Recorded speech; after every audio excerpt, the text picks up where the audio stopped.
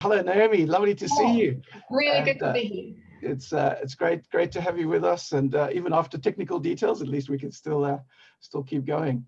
That's fantastic. So good to see you. We've got a good crowd in. A good opportunity to come and to share with each other. I want to start off just with kind of, I suppose, the generic questions is why Nepal? Why did you go to Nepal? Yeah, it's interesting. I think it was really where God led us, but I think it's more than that. It was coming to a point of why anywhere. I think back in our early 20s, we were newly married. We were working as physios at Westmead Hospital. We were very happy. We were very involved in West Epping Uniting Church, and so we were running Bible studies, and there was lots of young people. We were so comfortable.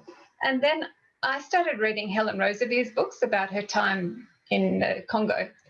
And just really challenged about what does it mean if God has loved us this much? What does it mean in response? How?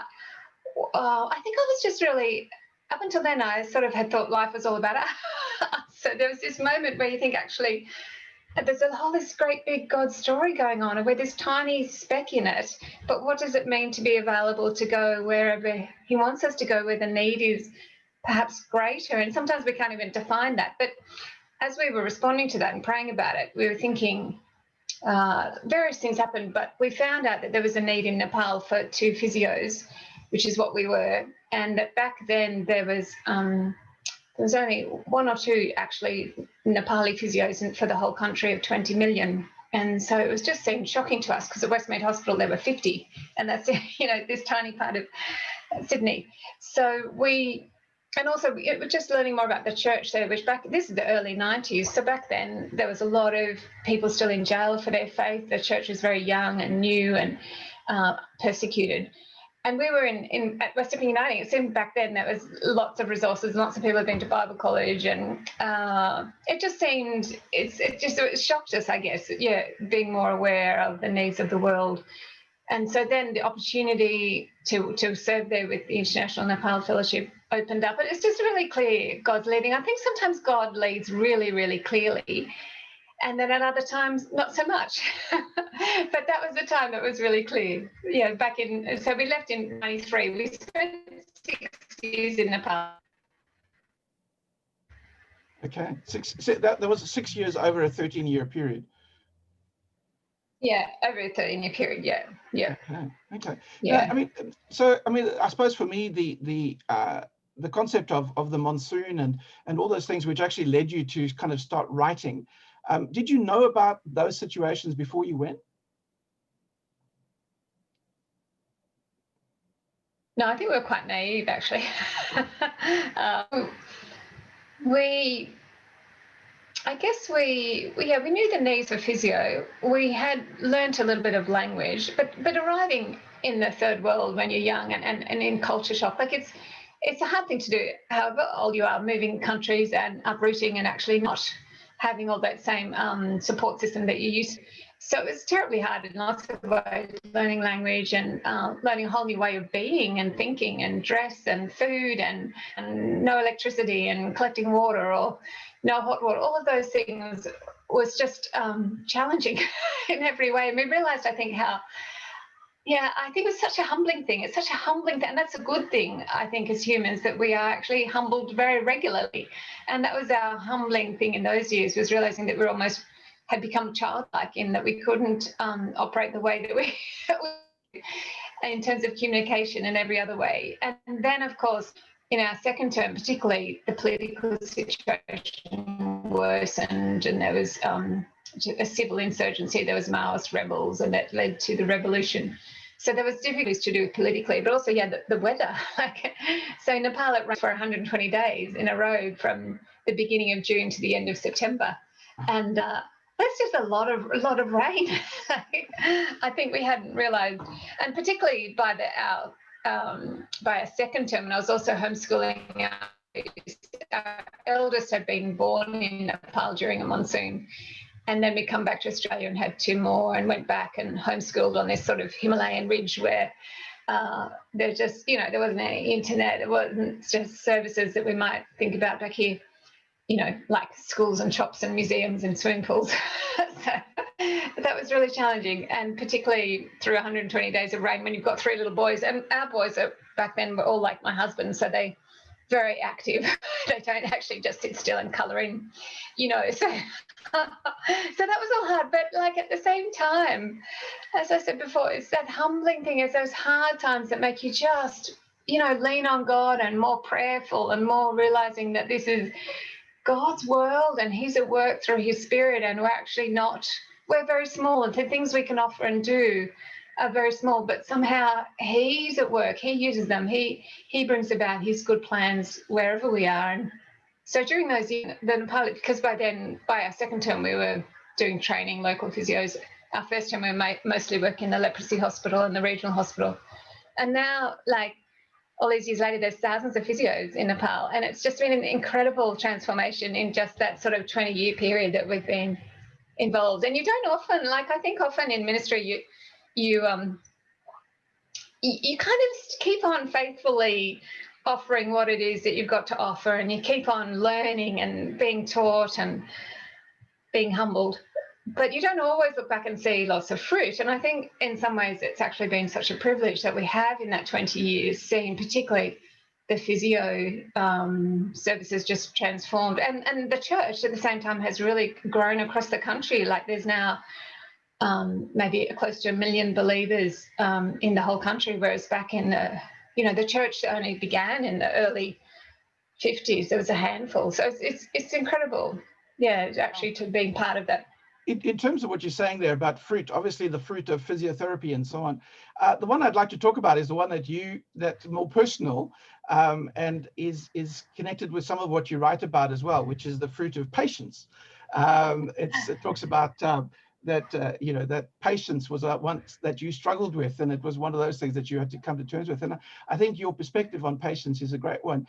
How would you feel about that particular fruit and the development of that during your time? I've shared before in other forms. I think particularly, during that monsoon, the 7th monsoon, by then, it was raining. I was homeschooling our boys inside, and it was raining. Like, it rains most of the day. It really does just rain. It rains more heavily in the afternoon, but it often rains all day. And so we were homeschooling them without any internet, and because of the civil war, we had strikes and bombs nearby, and it was a shoot-on-sight curfew every evening, so we couldn't go out in the evening because it wasn't safe, and we couldn't go out in the morning because of homeschool. We couldn't go out in the afternoon because of the rain.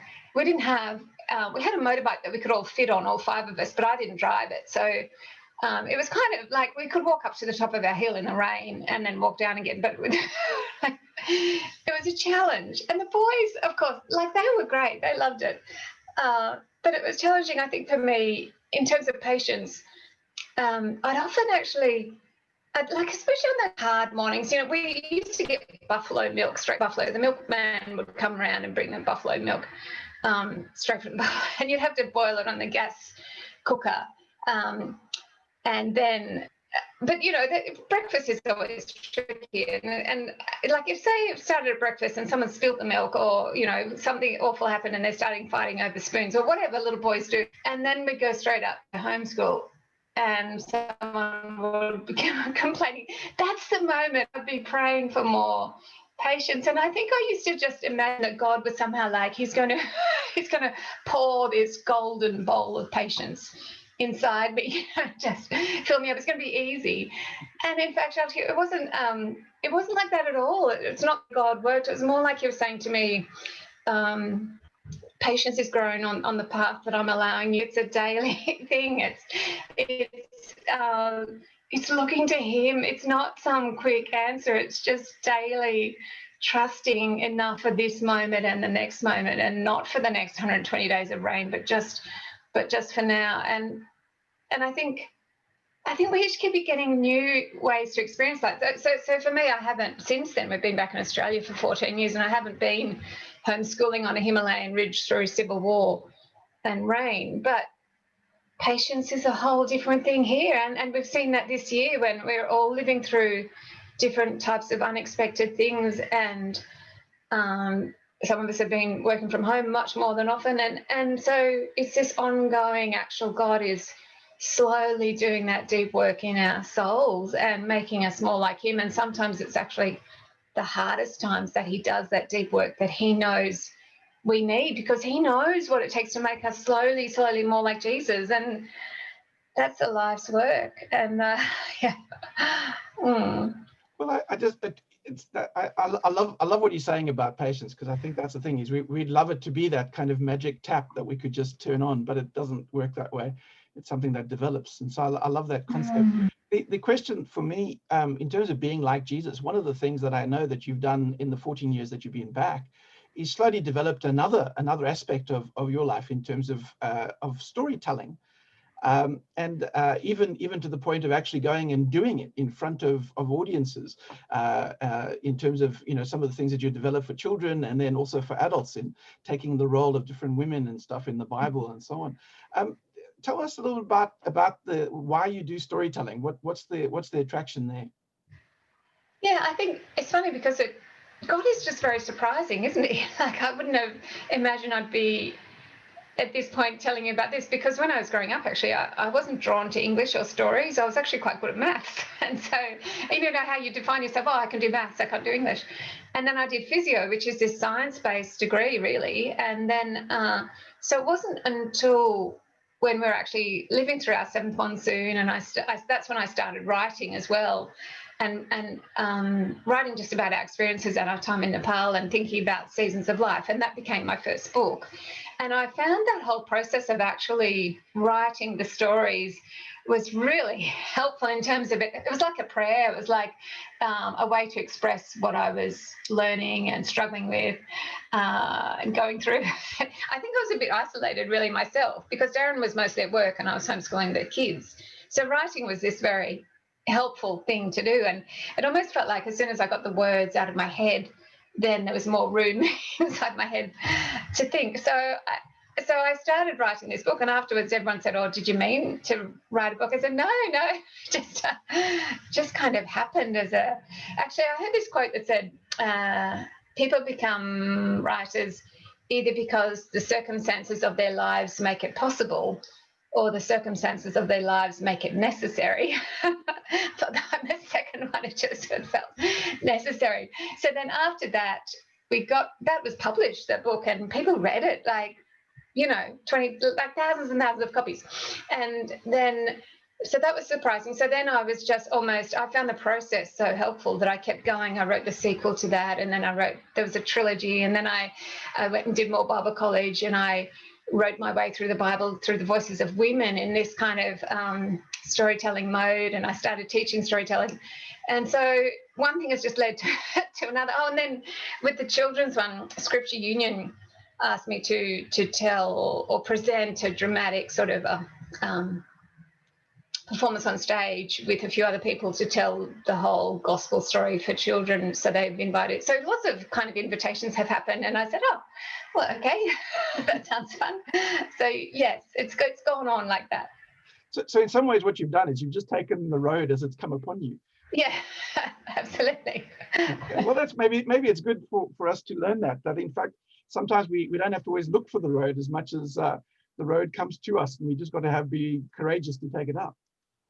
Possibly, yes. Because the story that you've written for children, the dramatic one that you did for the children, which is the zookeeper, it's an allegory, and of course there's lots of history in terms of allegory. I mean, all the way back to Pilgrim's Progress, in terms of talking about, you know, the Christian story. But yours is actually it's connected particularly with some of what happened through the Bible. It's actually doing the Bible, but in an allegory form. Why use allegory for children? Yeah, so it's all about this wide open valley and full of animals, every kind of animal, and a zookeeper who loves them and feeds them and you know, cares for them and teaches them. And he tells them they can play wherever they want to in this wide open valley. But the one place they can't play is on the other side of the sparkling river in the dark forest. Do you think they want to go? So the animals go, and there's three characters, the giraffe, the bear, and the kangaroo, and they find themselves in the dark forest, and immediately they start getting angry with each other. It's like the darkness wraps itself around them, and they get caught there. And then you sort of wonder, well, what's the zookeeper doing? Because they're trapped in the forest now. But the zookeeper sends the old weary lion, who's almost like the Moses figure, and then brings them out with the help of the firefly. I had kids afterwards. I asked them, well, who do you think the firefly is? And some people say, oh, he's Moses' staff. And some people say Aaron. And see, that's the lovely thing, I think, with allegory. You can just tell the story and God can use it any way he wants. They can either make the links or just think, wow, that's a story that really draws me in. There's some kind of something going on here that makes me want to be loved like that, like the zookeeper loves. And there's something I think that actually, when we go into story mode, it's almost like we start listening like a 7-year-old again, like that 7-year-old buried inside ourselves just relaxes and comes out and goes, oh, tell me a story.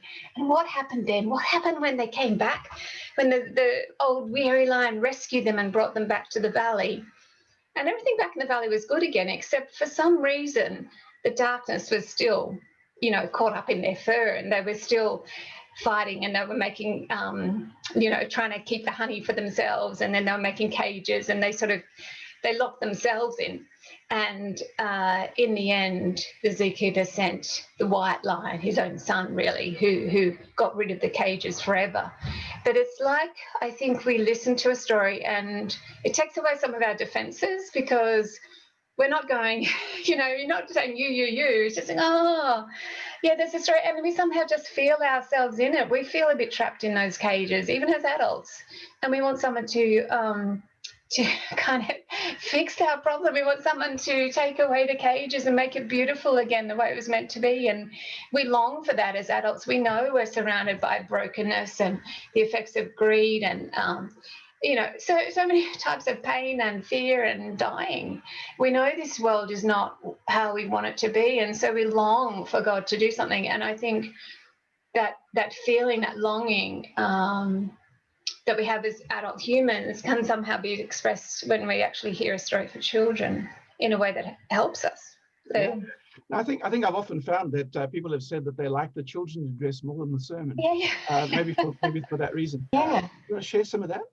Yeah. So after I'd written a few books, then I started to get other organisations commissioning me. So Interserve asked me to write a book about faith and mission in Asia and the Arab world, some of the best stories of faith and mission through Interserve.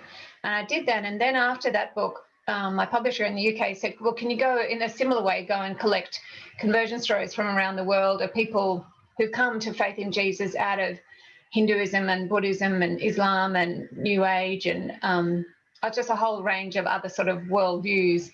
And so that was just a wonderful opportunity. I think up until then, we'd been quite, like, we knew Nepal well. We'd lived there and we still connected with Nepal. And we knew Australia, but my worldview is probably a little bit limited. Just, I think, well, there's Australia, there's Nepal. So then going and collecting stories, like in that book, there was this lovely girl, a Buddhist girl in Singapore, and then 4 different Muslim people from Uganda and Tajikistan and now I'm going to forget them, Iran and Iraq, and then a Hindu couple in Nepal. And so it was just a real, and then actually quite a secular man in Denver, Colorado. So a really range of just so much variety in the stories, but God at work in their lives to bring them to a point of trusting in Jesus out of, such a diverse backgrounds. And then the ways that God works is like, there's no, I thought I'd go into the book and I'd find this neat little pattern, this is what God's like. Of course, that's stupid, because God is in, like, his ways we can't fathom, and he can work over 80 years or in a split second. Like this guy in Uganda was Islamic, almost extremist. He was burning down churches. He was so anti, and he it was like a Muslim evangelist, really. So he was on the streets of Kampala in Uganda and actively trying to convert people to Islam. And he started talking on this street with a Christian guy who had previously been a Muslim, and he found that out quite quickly in the conversation. So in a 3-hour period, it was a Wednesday morning, this guy just talked to the Christian guy, and they debated everything about Jesus and the Bible and everything. They used all the verses that they knew. And by the end of 3 hours, neither of them, had changed an inch. So they said goodbye because the Christian had a bus to catch. And this guy, the Muslim guy, turned around and also left, said goodbye. But as he turned around, he heard this voice saying, "That guy is taking something that belongs to you." And so he actually checked his pockets because he thought, "Oh, where's my wallet?" Or checked, "Where's my car? What's he taking?" And his wallet was there. So he kept walking. And the voice came again loud. "That guy is taking something that belongs to you." He checked again. It happened 3 times. And on the 3rd time, he just realized he had to go after the Christian man. He said, "I've just heard this voice." And the Christian man turned and said, "Jesus, it's Jesus. He died for you." And the man had gone from burning down churches, the week before, just completely overcome in an instant with the truth of the gospel of Jesus, and believed and gave up all of that. Like, what that meant was that he lost his work, he lost his home, he lost his family, he was homeless in a car. But he was so convinced of the truth, he started reading the Bible. And in 2 weeks' time, even though he's homeless, he was back on the same corner in that same city of Kampala talking about Jesus. And he said, I didn't actually know anything then. I just knew Jesus was real. He was God's son, and he loved me, and he died for me. And so that's all I told people. I said to him, that's pretty good. But anyway, sorry. Yeah, so just really struck by the way that God works in such a variety of ways. And so these days what I'm doing, actually, for Eternity News and the Bible Society, so they've asked me to collect really short faith stories of how God, speaks to us, either when we first come to faith in Jesus, or somewhere down along the track, a Bible verse that's been important through hardship and trials, through grief, or just in the day-to-day ordinariness or at work. And I love the way that I'm up to about 97 stories out of 100, really short ones, and have hardly told me the same verse. Like, everyone comes with something different. Like, I asked them about the Bible verse, and I just love the variety. I love this. Like, you wouldn't be able to imagine it, what God is like and how he's at work in the world. And so that's been a real encouragement. Fantastic. Now, in terms of that, the concept that I've got of the Bible being very important to you, because you've mentioned it a few times, and particularly when you said that when you came back, you went and did some more study, which is great. So you actually decided that you would actually get some study as well on top of that. I like the fact that you did it that way around rather than the other way, personally. I think it's actually the way we're supposed to do it, is experience it first and then begin to do the work on it. But the reality of it is, for me, is that your new book, which in fact hasn't even arrived in Australia yet, although I've got it on my Kindle, so I've actually read through now all the way to the end of February. The issue with it is it's called A Time of Hope, and from what I understand, you did with it is you've got a devotion, 365 devotions from Genesis to Revelation. And so you've picked out verses and sections in kind of pulling a narrative story together between them. But it took you a year to actually do that work. Can you tell me what insights on the Bible that you've gained in that year's worth of working? Maybe we've only got 5 minutes. So, sorry, I know you have to just do the highlights. It was last year. It was a really intense year. I spent every day reading it. So I'd get up at 7 in the morning, have my breakfast, go straight to my desk. I'd read the Bible all day, like till 5 or 6, or whenever Darren, my husband, came home. And I'd read it and I'd write devotions, probably about 5 a day. I can't remember now. I knew I had to do 15 a week to keep on top of it, to get to the end of it, because I had to submit it and then edit it, and then check it with people. So there was masses of, and reading commentaries as well. And I was actually exhausted, to be honest, because it was not only reading the Bible and praying through it. It was like you have to let the Bible, you have to let it read me. I had to let God read me and do this deep work in me through his Spirit. I had to be convicted of sin, because if you don't let God do that in yourself, well, then you've got nothing kind of to give. I had nothing to share. So I was actually exhausted spiritually. It was almost like I was running this incredible race, but exhausted. But at the same time, just so privileged to spend that many hours a day, every day, all year in the Bible, because it really found that it just changed my perspective to be immersed in God's story. So whenever things went wrong, which they did all the time, because this is the world, it's kind of like I was able to see it through the lens of God's long story, whereas normally I'd just react out of my hopeless sort of, small perspective. So it was really wonderful to read it that thoroughly and quickly over a year, and to be reminded of all the links and that everything's pointing to Jesus. Jesus is the answer, and we know that. But unless you immerse yourself in the full Old Testament, I think you don't get the weight of the problem of humanity and the world, and we can't fix ourselves no matter how hard we try. And the answer is in God's own Son, Jesus.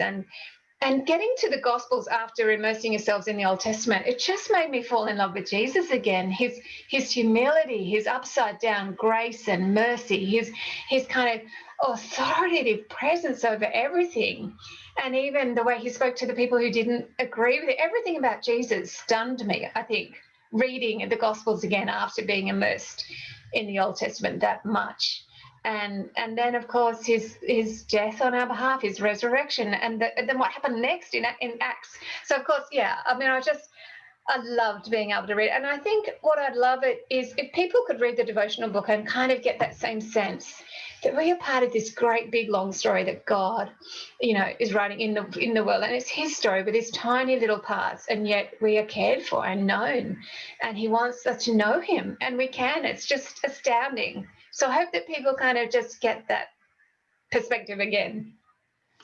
Now, I'm going to put you on the spot now, in the sense of what you do with your Ones for Eternity, and ask, so what's your favorite Bible verse?